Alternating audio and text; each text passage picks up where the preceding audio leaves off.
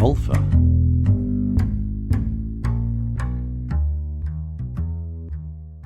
Miss Miller pushed her calico cat, Aubrey, off her lap and sat up a little straighter. "My dear Letta, you actually found her. I'm so sorry." Letta Harvey nodded miserably. "I thought you knew. Yes. I'd arranged to drop round there to return a pair of binoculars I'd borrowed for the previous weekend. I could hear the kettle whistling, and the kitchen door was open, so I went in. Faye was slumped over the table, dead as you like. I'm sure I shrieked for a while, and then I went to call the police." She paused. There was obviously no point trying to help her.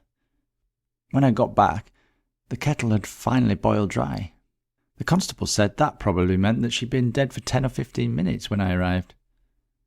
"I suppose so," Miss Miller said. "I assume you didn't see anything else odd or out of place?" "No, nothing was disordered or out of place.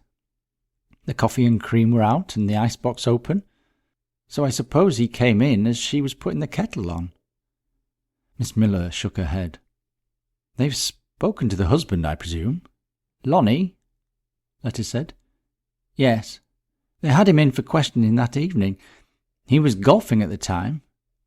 He'd signed in an hour earlier, and 20 upstanding citizens are happy to agree that he'd been in the bar of the 19th ever since he arrived. Lonnie Montgomery's a piece of work, no doubt about it, but it obviously wasn't him, at least not in person. I don't know him.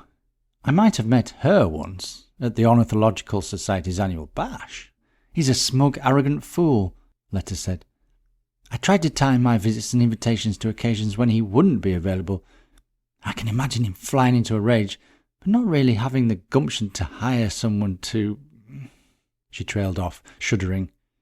Mary Miller smiled sympathetically at the other woman. "I don't suppose that Faye was being, unwise?" Letta laughed bitterly. "Faye? No. If he didn't have wings or pages, she really wasn't that interested. Marion Woolley and I were probably her closest friends, and we were hardly her bosom buddies. I know that there's a cliché about quiet types having dark secrets, but Faye was just self-sufficient." "Marion Woolley," said Miss Miller thoughtfully. "Now there's a woman with an interesting mind. Very much so. Sharp as a steel trap. She was a friend of Faye's as well?" "Yes. I've known Marion for years, of course, and Faye rather fell in with us. Generally, when I saw Faye, Marion was there too, and vice versa. Does she have any ideas?"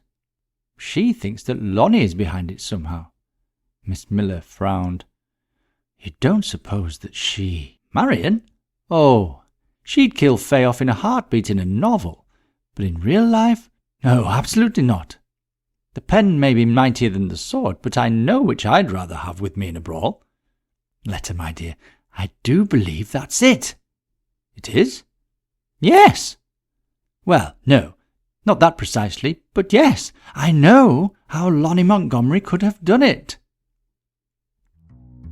Why does Miss Miller suspect Lonnie?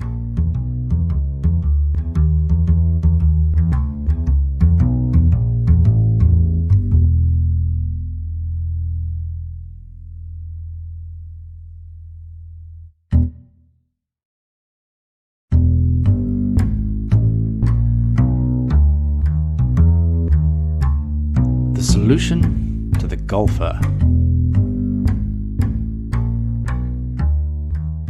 Lonnie's alibi is based on the whistling kettle, marking Faye as having been recently interrupted. But if the kettle had been set up significantly earlier, he would no longer have an alibi. The way to make sure that a kettle takes much longer to boil dry than it otherwise would do is to pack it full of ice, in this instance from the open icebox. Lonnie was rearrested, and when he came out that he was having an affair with the wife of a colleague, he broke down and confessed.